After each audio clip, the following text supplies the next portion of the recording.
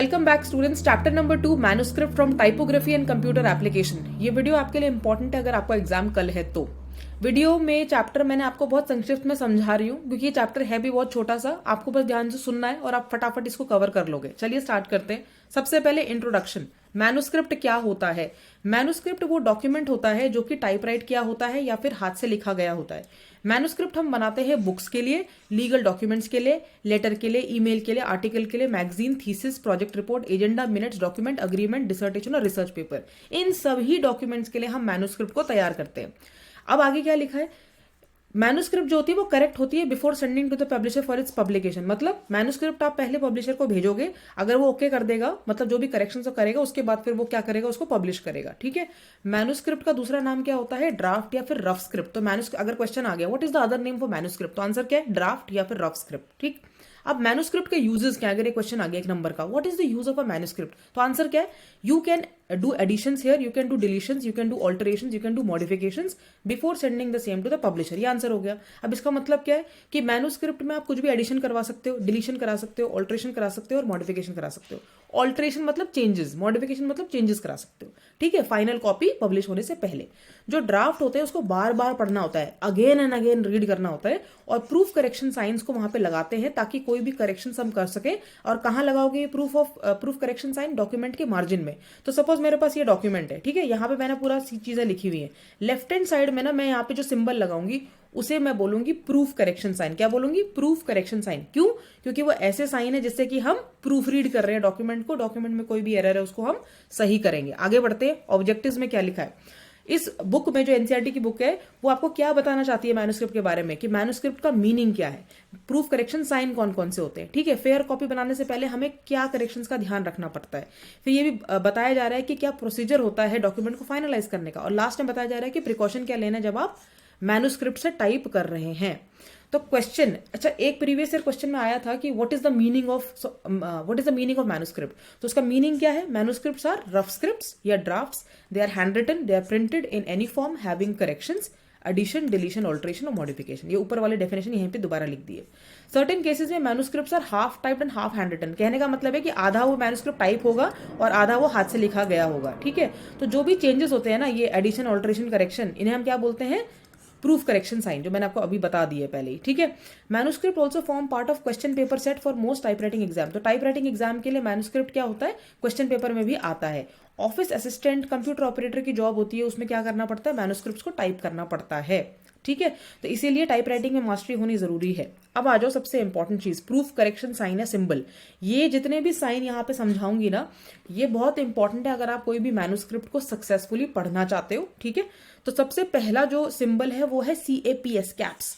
जैसे कीबोर्ड पे कैप्स का बटन होता है ना, तो कैप्स जब आप क्लिक करते हो तो क्या होता है? कैपिटल में आ जाता है। तो यहाँ पर भी सेम मतलब है। अगर CAPS लिखा है आपके मैन्युस्क्रिप्ट के लेफ्ट हैंड साइड में मार्जिन में, उसका मतलब ये है कि जो अल्फाबेट जहां पे उसने ऐसे स्लैश लगाया होगा ना, उसको कैपिटल में कर देना है। अब यहाँ पर देखो दो ये कॉलम बना हुआ है, the meeting ended with a vote of thanks to the chair. अब चेयर में सी को इसने ऐसे काट दिया, अब काट के यहाँ पे क्या लिखा? CAPS। तो इसका मतलब ये जो है कैपिटल में होना चाहिए, इसलिए सी को यहाँ पे कैपिटल कर दिया। तो ये करेक्शन के बाद ऐसा होगा। ये करेक्शन से पहले वाली कहानी है। आगे बढ़ो। हैशटैग, आज के जमाने में हम इसे हैशटैग बोलते हैं ना, इंस्टाग्राम वाला। तो ये हैशटैग का मतलब क्या है? स्पेस डालना। क्या डालना? स्पेस। तो जैसे वोट ऑफ थैंक्स के बीच में दो कांटे लगा रखे हैं, ऐसे ऐसे। ठीक है। तो इसका मतलब ये दो कांटे लगा रखे, लेकिन यहाँ पे हैशटैग का साइन दिया हुआ है। जहां हैशटैग का साइन आ गया, इसका मतलब स्पेस देना है। तो वोट के बीच में स्पेस डालूंगी, ऑफ के बीच में स्पेस डालूंगी और फिर थैंक्स लिखूंगी। अब इधर देखो करेक्शन में क्या लिखा है? वोट के बाद स्पेस है, हाँ है। ऑफ के बाद स्पेस है, हाँ है। तो ये करेक्शन हो गया। आगे बढ़ो। EQ हैशटैग, अगर ये लिखा हुआ है EQ हैशटैग, इसका मतलब क्या है? Equalise spacing. इक्वलाइज स्पेसिंग मतलब स्पेस सही से डालो। तो जैसे यहाँ पे स्लैश डाला है, ठीक है, और यहाँ पे भी स्लैश डाला हुआ है, तो इसका मतलब क्या है कि इन दोनों शब्दों के बीच में आपको स्पेस देना है। तो ये देखो, सॉरी, इक्वलाइज स्पेसिंग का मतलब होता है कि जैसे अगर दो शब्द ढंग से बहुत ज्यादा चिपके हुए हैं तो उनको आपको प्रॉपर स्पेसिंग देनी है। तो ये ऑफ थैंक्स जो लिखा हुआ है ना, ऑफ थैंक्स, ये इन्होंने ज्यादा क्लोज लिख दिया है, तो इसमें भी गैप देना जरूरी है। तो देखो वोट के बाद गैप है, ऑफ के बाद ही प्रॉपर गैप है, तो इक्वल गैप है, इसलिए हम इसे बोल रहे हैं इक्वलाइज स्पेसिंग। क्या बोल रहे हैं? इक्वलाइज स्पेसिंग, क्योंकि हम स्पेस को इक्वल कर रहे हैं। ठीक है। पहले वो करेक्शन से पहले अनइक्वल था और करेक्शन के बाद हो गया इक्वलाइज स्पेसिंग। आगे बढ़ो। अब आता है LCSC। अगर ये लिखा है मैन्युस्क्रिप्ट में L.C या फिर S.C, इसका मतलब है लोअर केस या फिर स्मॉल केस। अब स्मॉल केस लोअर केस क्या है? A फॉर एप्पल ये हो गया अपर केस, और A फॉर एप्पल ये हो गया small case, B for boy ये हो गया अपर केस, छोटा वाला B ये हो गया स्मॉल केस। ठीक है, एग्जाम्पल देखो, the committee members are selected according to their seniority. ठीक है, यहाँ पे एक कांटा लगा रखा है और यहाँ एस के नीचे अंडरलाइन कर रखा है, तो मतलब क्या है, आगे क्या लिखा हुआ है? LCSC। इसका मतलब मुझे क्या करना है, इन दोनों शब्दों को छोटे में लिखना है, लोअर केस में लिखना है। तो यहाँ देखो M को छोटा कर दिया, ये M हो गया, और ये S को छोटा कर दिया, देखो छोटा हो गया, बस ये हो गया काम। आगे बढ़ो, NP और डबल स्लैश, अगर दो ऐसे स्लैश लगे हुए या NP लिख दिया गलती से, तो उसका मतलब क्या है? New paragraph. न्यू पैराग्राफ का शॉर्ट फॉर्म क्या है? NP। तो अगर NP लिखा है, इसका मतलब नया पैराग्राफ चालू करो। तो यहाँ पर देखो, ये मैन्युस्क्रिप्ट में लिखा हुआ था। ठीक है, थोड़ा इसको मैं जूम कर देती हूँ, ये मैन्युस्क्रिप्ट में लिखा हुआ था। अब यहाँ देखो, ये 2 स्लैश यहाँ पे लगा रखा है और 2 स्लैश यहाँ लगा रखा है, इसका मतलब नया पैराग्राफ यहाँ से शुरू होगा। तो इधर देखो आप, ये नेसेसरी के बाद नया पैराग्राफ चालू कर दिया ना, तो इसीलिए हो गया न्यू पैराग्राफ NP। ठीक है, आगे बढ़ते हैं। ये वाह, ये क्या साइन है? इसको देखो, इसको बोलते हैं रन ऑन। इसको क्या बोलते हैं? Run on. 3 जैसा दिख रहा है। ठीक है, रन ऑन। रन ऑन मतलब कोई पैराग्राफ नहीं चाहिए, साथ में उसको शुरू कर दो लिखना। तो अगर ऐसा कोई सिंबल लगा हुआ है, इसका मतलब भाई इस सेंटेंस को इससे चिपका दो, ये यहाँ चला जाएगा। तो यहाँ देखो, इसके बाद देयर इंस्टॉलेशन चालू हो गया ना, बीच में कोई स्पेस नहीं है, इसका मतलब रन ऑन मतलब मैंने उसको जोड़ दिया है, कोई भी पैराग्राफ यहाँ पे नहीं होगा। आगे देखो, अगर D लिखा हुआ है या स्मॉल में D लिखा है, इसका मतलब डिलीट करना है। तो नॉट के ऊपर इन्होंने ऐसे कांटा लगा रखा है, तो इसका मतलब नॉट जो शब्द है वो गायब हो जाना चाहिए। तो यहाँ पे देखो, करेक्शन के बाद गायब हो गया ना, यहाँ पे नॉट दिख रहा है, नहीं दिख रहा है, इसका मतलब डिलीशन हो गया है। अब आगे देखो, CTR देखो, CTR डॉट, अगर ये लिखा है तो मतलब सेंट्रलाइज करो मैटर को। सेंट्रलाइज मतलब उसको बीच में लिखो। तो यहाँ पर आपको दिख नहीं रहा है, थोड़ा टाइपो एरर है। तो सेंट्रलाइज मतलब ये थोड़ा सा स्पेस यहाँ पे दिख रहा है, तो इसको थोड़ा पास लाना है, तो ये सेंट्रलाइज हो गया। फिर देखो स्टेट का मतलब होता है let it stand as it is. Set का मतलब ये है कि अगर कहीं पर ऐसे स्ट्राइक थ्रू भी हो रखा है या कट्टा भी हो रखा है, तो वहां पर let it stand as it is मतलब जैसा है वैसा ही रहने दो, उसको डिलीट नहीं करना, इसको इग्नोर कर देना है। जो भी करेक्शन है, जो भी डॉटेड है, जो भी अंडरलाइंड है, ठीक है, इन सबको क्या कर देना है? इग्नोर कर देना है। अब देखो, यहाँ पे नेसेसरी टू एक्ट के नीचे ये अंडरलाइन कर रखा है, ऊपर भी अंडरलाइन कर रखा है। अब ये तो कहता है कि इसको भी चेंज करो, इसको भी चेंज करो, इसको भी चेंज करो, लेकिन क्योंकि यहाँ पे लिख दिया था STET, तो मैं कुछ भी चेंज नहीं करूंगी, सेम टू सेम उसको ऐसे ही रखूंगी। तो इधर देखो, इसमें और इसमें कोई अंतर नहीं है। क्यों? क्योंकि यहाँ पे क्या लिखा है? STET। आगे बढ़ते हैं। इन फुल का मतलब फुल फॉर्म में लिखना है। किसमें लिखना है? फुल फॉर्म में लिखना है, शॉर्ट फॉर्म में नहीं। अब यहाँ पे देखो गलती क्या हुई, 3 अगस्त डैश एंड डैश। अब डैश एंड डैश क्या हुआ भाई? तो इसको फुल करो, तो फुल कर दिया यहाँ पे प्रॉपर 3, 10, 17, 24, तो पूरा प्रॉपर लिख दिया, इसलिए इन फुल हो गया। आगे बढ़ते हैं। ट्रांसपोज ऐसा होता है, ये साइन है ट्रांसपोज मतलब इंटरचेंज कर दो। अब जैसे ये साइन यहाँ लगा रखा है, ये देखो, इसका मतलब ये है इन फ्यूअर ईयर्स, इसका मतलब ए इधर आएगा, फ्यू इधर आएगा। तो यहाँ देखो, ए इधर आ गया और फ्यू ईयर पीछे आ गया। तो जब आपको इंटरचेंज अदल बदल करनी होती है ना, तो उसे हम कहते हैं ट्रांसपोज। क्या कहते हैं? ट्रांसपोज। आगे देखो, अब ये भी ट्रांसपोज है। अब भाई इसमें और इसमें क्या डिफरेंस है? डिफरेंस ये है कि उसमें शब्दों का अदल बदल था, यहाँ पर लेटर का अदल बदल है। तो ये EDC ये लिखा हुआ है, EDCATION, ठीक है, और यहाँ पे इसने ऐसे ये साइन बना रखा है ना, इसका मतलब लेटर बदलो, वर्ड नहीं। तो इसका मतलब U पहले आएगा, C बाद में। देखो, U आ गया पहले, C बाद में, ठीक है। इसका मतलब देखो, ये तो पता नहीं क्यों लगा रखा है, ये तो सही लिखा था, ये कुछ एरर होगा, देख लेना है बाद में, ठीक है। ट्रांस, अब ये ट्रांस मतलब transpose the words given in jumbled order. अगर ऐसा लिखा है 4 3 2 1, इसका मतलब 1 वाला पहले आएगा, फिर 2 आएगा, फिर 3 आएगा, फिर 4 आएगा। अब इधर देखो, परहैप्स ईयर्स 5 और 4, तो यहाँ क्या है? परहैप्स 4 और 5 ईयर्स। क्यों? क्योंकि सबसे लास्ट में क्या लिखा है? 4, तो 4 सबसे पहले आ जाएगा, और उसके बाद ये देखो, और उसके बाद आ गया, उसके बाद 5 इसके पीछे आ गया, और ईयर सबसे लास्ट में आ गया, क्योंकि यहाँ पे ऑर्डर दिया हुआ है। तो अगर ऑर्डर दिया हुआ है तो वो वहां पे आपको अदल बदल करनी है, लेकिन आपके सीक्वेंस के हिसाब से। आगे बढ़ो। SP का मतलब है स्पेलिंग सही करो। तो यहाँ पर एक्सेप्ट के नीचे अंडरलाइन कर रखा है, प्रिंसिपल के नीचे अंडरलाइन कर रखा है, लेकिन लिखा यहाँ पे SP है, तो मतलब स्पेलिंग ठीक करनी है। सिंपल है। एक्सेप्ट की स्पेलिंग ये होती है, वो तो दूसरा वाला एक्सेप्ट हो गया, और प्रिंसिपल की स्पेलिंग ये होती है यहाँ पर, ठीक है। अब देखो ये वाला, ये मैन्युस्क्रिप्ट का साइन देखो, अगर ऐसा बना, इसका मतलब क्लोजअप, चिपक जाना है, ठीक है। तो किसको चिपकाओगे आप? सम और वॉट को। देखो यहाँ पे बीच में साइन लगा रखा है, इसका मतलब सम और वॉट को चिपका दो, बीच में कोई गैप नहीं चाहिए। अब इधर देखो, सम वॉट को चिपका दिया ना साथ में, तो बस ये क्लोजअप। आगे देखो ये, अब ये गोले के अंदर क्वेश्चन मार्क डाल दिया। अच्छा, गोले के अंदर क्वेश्चन मार्क मतलब डाउटफुल क्वेरी, और क्लियर करना है ऑथर से, राइटर से। मतलब जिसने भी लिखा है, जिसने भी वो मैन्युस्क्रिप्ट जिसने लिखा है, जो राइटर है, उससे पूछो जाके कि ये मतलब क्या है इसका। तो जैसे आधा कटा हुआ दिख रहा है यहाँ पे अगस्त, ठीक है, तो वो पूछेगा, उसको कंफर्म करेगा, तो कंफर्म करके पता चला कि भाई यहाँ पे अगस्त भी लिखना था, 10 भी लिखना था, ठीक है। तो ये आपका हो गया डाउटफुल क्वेरी। फिर आ जाता है फॉन्ट को करेक्ट करो। अगर ऐसा बन के ये ऐसा कुछ बन के आ रहा है कॉम्प्लेक्स सा, तो इसका मतलब है करेक्ट फॉन्ट डालो। अब ये देखो दिख रहा है ये कुछ यहाँ पे क्या लिखा है, कैसा लिखा है, तो ये पूछोगे राइटर से और फिर इसको फॉन्ट जो है सही कर दोगे, करेक्ट फॉन्ट। नेक्स्ट देखो, अगर ऐसा बना आ रहा है तो मूव टू द लेफ्ट।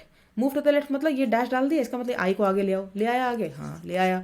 अब move to the right, move to the right मतलब इसको राइट में ले जाओ। राइट में कैसे, हाँ राइट में ले गया, ठीक है। अब ये देखो मूव अप कह रहा है, ऐसा करके मूव अप मतलब इसको ऊपर ले जाओ। ये जो अगस्त 10 2016 नीचे की तरफ लिखा हुआ है ना, कटा हुआ, देखो इधर, ये देखो ये ऐसा दिख रहा है ना नीचे, तो इसको मैं कहाँ ले जाऊंगी, ऊपर। क्यों, क्योंकि यहाँ पे क्या लिखा था, मूव अप, ठीक है। तो मैंने इसको ऊपर ले गई, ये देखो अगस्त 10 तरीके से लिखा हुआ है। अब मूव डाउन देखो, मूव डाउन मतलब थोड़ा ज्यादा ऊंचा हो गया, इसको नीचे करो, तो ये मैंने प्रॉपर लिख दिया, तो ये हो गया मूव डाउन। ऐसा करोगे तो मूव अप, ऐसा करोगे तो मूव डाउन। क्लियर, आगे बढ़ो। Straighten to the left margin. Left margin, जो लेफ्ट के मार्जिन है वो सब स्ट्रेट में होना चाहिए, तो स्ट्रेट में ये कर देंगे हम, तो ये हो गया straighten to the left margin, ठीक है। Justify the matter right side. अगर ऐसा ये सिंबल आया, ये इसका मतलब ये है कि आपको राइट साइड में जस्टिफिकेशन करना है, अलाइन करना है। तो मतलब ये यहाँ पे ये गैप दिख रहे हैं, ये गैप यहाँ नहीं दिखेंगे आपको, क्योंकि ये जस्टिफाई हो गया राइट हैंड टाइप साइड की तरफ भी। फुल स्टॉप डालना है तो गोला, उसके अंदर बिंदी, ठीक। तो जैसे यहाँ पे लिखा हुआ है, ये गोला बिंदी यहाँ पे डाला हुआ है ना, ये वाला, तो सोफिस्टिकेटेड बात क्या होगा, यहाँ फुल स्टॉप लगा दो। पॉपुलैरिटी के बाद यहाँ पे क्या होगा, फुल स्टॉप लगा दिया, हो गया मैन्युस्क्रिप्ट। आगे बढ़ो। ये इंपॉर्टेंट है, ऐसा कॉमा अगर लगा है और ऐसा स्लैश लगा है तो इसका मतलब कॉमा लगाना है। नॉलेज के बाद कॉमा लगेगा, करेक्शन में, हाँ लग गया। एक्सपीरियंस के बाद कॉमा लगेगा, लग गया, ठीक। तो ये हो गया आपका इंसर्ट कॉमा, इंसर्ट कॉमा, ठीक है। अपोस्ट्रोफी और कॉमा में गलती नहीं करेंगे आप। कॉमा और अपोस्ट्रोफी का साइन दोबारा पढ़ के जाएंगे, ठीक, क्योंकि वहां पे कंफ्यूजन हो सकता है। इंटरोगेशन का देखो, क्वेश्चन मार्क बना हुआ है, what should you do when you. अब यहाँ देखो जहां पे स्लैश लगा है ना, बस वहीं ध्यान देना आपको, ठीक है। तो यहाँ पे कौन सा साइन लगेगा, क्वेश्चन मार्क। ये देखो लग गया क्वेश्चन मार्क, लग गया जी। अब आगे देखो, ये हाइफन डाल दो, बीच में डाल देंगे। क्वेश्चन के बाद स्लैश लगा रखा है, तो क्वेश्चन के बाद क्या करूंगी मैं, हाइफन लगा दूंगी, हो गया ये, ठीक है। और कुछ तो करना नहीं था, क्योंकि जहां स्लैश लगा है वहीं तो सही करोगे ना, हर जगह थोड़ी सही करोगे। डैश जहां पे लगा हुआ है, यहाँ पे डैश मांगता है तो ये डैश लगा दिया हमने। ये देखो presentation dash a pie chart, ठीक। आगे देखो एक्सक्लेमेशन, एक्सक्लेमेशन तो इंग्लिश के है ना, पंक्चुएशन, इसमें क्या डिफिकल्टी क्या है इसमें, एक्सक्लेमेशन। अब वाव के बाद क्या लगा दोगे यहाँ पे, एक्सक्लेमेशन लगा दिया, एक्सक्लेमेशन। आगे देखो सेमीकोलन, सेमीकोलन सब समझते हैं सेमीकोलन। अब ऐसे दो डंडे बीच में सेमीकोलन, मतलब सेमीकोलन लगाना है। वर्किंग के बाद ये वाला दे रखा है स्लैश, तो यहाँ मैंने लगा दिया सेमीकोलन, बस। आगे बढ़ो। कोलन, कोलन क्या होता है, ये होता है ना 2 डॉट कोलन, ठीक है। तो यहाँ पे बोला है, यहाँ पे स्लैश लगा हुआ है, डंडा यहाँ पे है ना, तो मेमो के बाद क्या करोगे, ये कोलन। कोलन और सेमी कोलन में गलती नहीं करना है, ये सेमी कोलन होता है और ये कोलन होता है। 2 बिंदी कोलन, 1 बिंदी 1 कॉमा सेमी कोलन। आगे बढ़ो। अपोस्ट्रोफी, अपोस्ट्रोफी और कॉमा में अंतर था, मैं बार बार बोल रही हूँ, एक बार पढ़ लेना। अपोस्ट्रोफी में नीचे कॉमा लगा हुआ है, कुछ ऐसा उल्टा कॉमा, ठीक है। तो ये है अपोस्ट्रोफी। तो यहाँ पे कह रहा है कि अपोस्ट्रोफी लगाओ, तो जी लगा दिया हमने अपोस्ट्रोफी। अपोस्ट्रोफी हमेशा ऊपर लगता है, लेकिन मैन्युस्क्रिप्ट में नीचे लिखा जाता है, ये ध्यान रखना। अपोस्ट्रोफी लगा तो ऊपर रहे हो ना, नीचे थोड़ी लगा रहे हो, लेकिन साइन में नीचे बना हुआ है। आगे देखो कोटेशन मार्क, कोटेशन मार्क में अब ये बहुत ध्यान रखना है। कोटेशन मार्क में जब कोटेशन चालू होता है तो वो ऐसा चालू होता है, और जब वो खत्म होता है तो वो ऐसा खत्म होता है। तो डायरेक्शन देखना ध्यान से, ठीक है। एक नीचे की तरफ है, एक ऊपर की तरफ है, ठीक। तो द डेलीगेशन से पहले लगा स्लैश और वीक के बाद लगा स्लैश। तो स्लैश से पहले क्या लगाओगे, ये लगा दोगे कोटेशन मार्क, ये छोटा वाला, ये कोटेशन मार्क खोल दिया और ये कोटेशन मार्क बंद कर दिया, हो गया quotation mark. Double inverted comma भी आप इसे बोल सकते हो।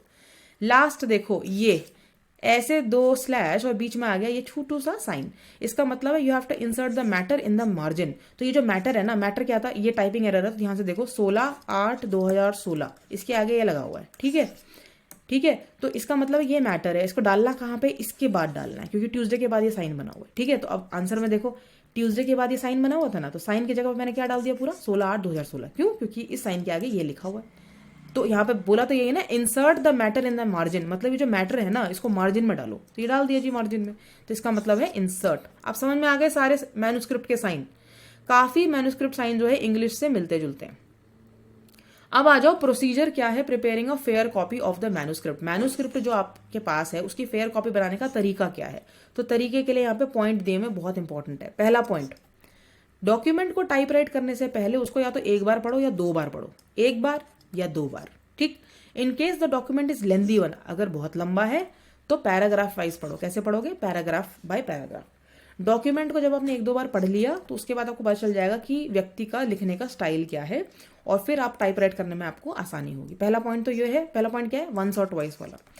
दूसरा पॉइंट ये है कि मैन्युस्क्रिप्ट में जो शब्द क्लियर नहीं है उसको एनसर्कल करना है, गोला लगा देना है जो क्लियर नहीं है, और पढ़ते जाना है आगे। हो सकता है वो जो शब्द है आगे जाके आपको क्लियर हो जाए। ठीक है, तो एनसर्कल वाला पॉइंट सेकंड पॉइंट है। तीसरा पॉइंट ये है, अगर आपको कोई भी शब्द समझ नहीं आ रहा है तो उस सेंटेंस को पढ़ते रहिए ताकि आपको करेक्ट वर्ड मिल जाए जो कि वही सेम चीज कन्वे कर रहा हो। तो यहाँ पर क्या इंपॉर्टेंट है? टाइम एंड अगेन, बार बार पढ़िए। चौथा पॉइंट क्या है? जब आप मैन्युस्क्रिप्ट से टाइप राइट कर रहे हो ना, तो जो स्पेलिंग है, वर्ड्स की जो स्पेलिंग है, वो हमें किसे चेक करनी है? डिक्शनरी होती है ना कंप्यूटर में, मेरियम वेबस्टर या कोई भी डिक्शनरी, उससे आप चेक करोगे। Computer operator should run the spelling check and grammar check. Computer operator जो व्यक्ति है ना, जो जॉब कर रहा है, वो स्पेलिंग चेक करेगा, ग्रामर चेक करेगा, पूरा डॉक्यूमेंट को टाइप राइट एक बार चेक करेगा प्रिंट कमांड देने से पहले। नेक्स्ट पॉइंट है, no sentence should be typed by a mere guess work. मतलब गेस वर्क नहीं करना है, आपको कंफर्मेशन जहां चाहिए वहां पूछना है ऑथर से कि यही है ना सही। ये नहीं कि आपने गेस कर लिया, नहीं यही होगा, कॉमा होगा, कोटेशन मार्क लगा होगा, ऐसा नहीं, गेस वर्क नहीं करना। तो गेस वर्क याद रखना। Operator should apply common sense while typewriting from manuscripts and glaring error should be avoided. तो इंपॉर्टेंट वर्ड क्या है? दो, कॉमन सेंस लगाओ और ग्लेयरिंग एरर्स को अवॉइड करो। आगे देखो, जो अब्रीविएशन कॉमन है, अब्रीविएशन जो कॉमन है उसको पूरे में नहीं लिखना। जैसे DR डॉट है तो इसका ये नहीं कि आप जो डॉक्टर लिख रहे हो पूरा, क्योंकि वो DR डॉट ही समझ में आता है लोगों को। ठीक है, मिस्टर है तो ये नहीं कि आप पूरा मिस्टर लिख रहे हो, तो वो मिस्टर ऐसे लिखा जाता है, मिसेज ऐसे लिखा जाता है, MS मिस ऐसे लिखा जाता है। ठीक है, प्रोफेसर के लिए PROF कर दोगे तो वो भी कोई दिक्कत नहीं है। तो जो कॉमन एब्रीविएशन है उसको आपको फुल में टाइप नहीं करना है। Whole document should be compared with the manuscript before giving the print command. Manuscript को आपको पहले जो फाइनल टाइप डॉक्यूमेंट है उसको मैन्युस्क्रिप्ट के साथ कंपेयर करोगे प्रिंट कमांड देने से पहले। ये हो गया आपका मैन्युस्क्रिप्ट चैप्टर ओवर 16 मिनट के अंदर। अब क्वेश्चंस देख लेते हैं। What is manuscript? क्या होता है अभी मैन्युस्क्रिप्ट? Rough draft. क्या होता है? रफ ड्राफ्ट या फिर रफ ड्राफ्ट होता है ना, सॉरी ड्राफ्ट या फिर रफ स्क्रिप्ट, सॉरी हाँ ड्राफ्ट या फिर रफ स्क्रिप्ट। ठीक है। What is proof reading? Proof reading क्या होता है? जब हम सारे एरर को हटाते हैं डॉक्यूमेंट में से। ठीक है। What is the difference between proof reading and manuscript? Proof reading में तो सिर्फ आप स्पेलिंग वगैरह चेक कर रहे होते हैं, ग्रामर चेक करते हो, सेंटेंस कंस्ट्रक्शन चेक करते हो, लेकिन मैन्युस्क्रिप्ट में आपके एडिशन होता है, ऑल्टरेशन होता है, मॉडिफिकेशन होता है, बहुत सारे साइन होते हैं, प्रूफ करेक्शन सिंबल होते हैं, PCS।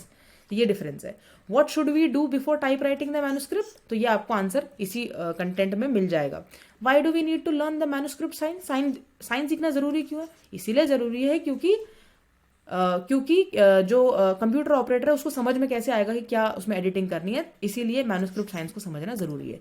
छठा देखो, is it compulsory to read the passage 2 or 3 time before final typing? Type करने से पहले 2 बार पढ़े या 3 बार पढ़े? 2 बार पढ़ो। ठीक। एक्सप्लेन, क्योंकि कंपल्सरी बोला है, मिनिमम कितनी बार पढ़ना है? 2 बार। Explain the meaning of following proof correction sign. ठीक है, आगे अब देखते हैं। पहला है स्टेट।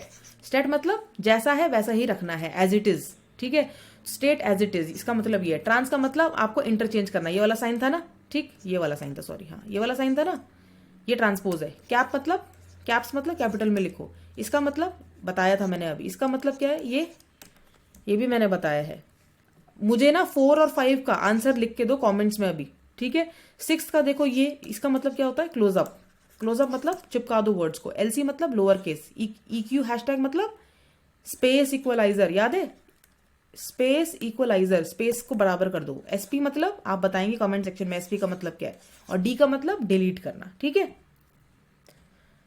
ऑल राइट, तो अगर फिर भी कोई सवाल है तो मुझसे पूछ लेना। अब इस चैप्टर के एंड में ना 5 स्पेसिमेन दिए हुए हैं, 5 स्पेसिमेंस। तो मैं एक स्पेसिमेन समझा रही हूं आपको, बाकी के 4 भी अगर आपको समझने हैं तो मुझे कमेंट्स में जरूर बताना। देखो, टैब्यूलेशन इज यूजुअली ये काट रखा है पूरा। ठीक है। अब ये काट तो रखा है, लेकिन यहां पे लिखा हुआ है स्टेट, इसका मतलब ये रखना है, इसको चेंज नहीं करना है। नेक्स्ट देखो, यहाँ पे क्या लिखा है? TRS। TRS मतलब ट्रांसपोज। ट्रांसपोज मतलब ये साइन लगा रखा है ना, इसका मतलब विच यहाँ आएगा, A यहाँ आएगा। ठीक है, इंटरचेंज कर दिया। और एक और चीज यहाँ लिखी हुई है, ऐसे 2 स्लैश के बीच में गोला लगा के बिंदी, इसका मतलब फुल स्टॉप। तो ये एग्जीक्यूट के बाद क्या लगाना है आपको? Full stop. जब आप प्रॉपर करेक्शन करोगे, करेक्शन की कॉपी में ये स्लैश नहीं होंगे, स्लैश की जगह जो करेक्ट चीज होगी वही होगी। आगे देखो, it is somewhat slower then ordinary typing work, high speed in this kind of work is not expected. यहाँ काटा लगा रखा है और D लिखा हुआ। D मतलब डिलीट कर दो। इसका मतलब ये चीज नहीं आएगी फाइनल कॉपी में।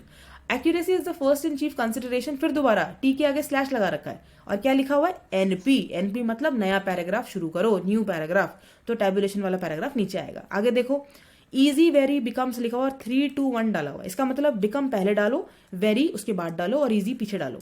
क्यों करो ऐसा, क्योंकि यहाँ पे टीआरएस लिखा हुआ है, ट्रांसपोज करो इस सीक्वेंस में। तो यहाँ पर क्या लिखा जाएगा, tabulation work becomes very easy. ठीक, आगे देखो, ये साइन लगा दिया 3 थिंग्स, गोले में लगाया 3 थिंग्स, बोल रहा है यहाँ पे ऐड करो तो कर देंगे। When 3 things are kept in mind, ये फाइनल कॉपी में आएगा। ठीक है, पेशेंस के बाद ये स्लैश लगा रखा है, इसका मतलब यहाँ पे भी कुछ करना है। यहाँ पे क्या करना है, ये करना है, मतलब कॉमा लगाना है। तो यहाँ पर पेशेंस के बाद क्या आएगा फाइनल कॉपी में, कॉमा। आगे देखो, रन ऑन।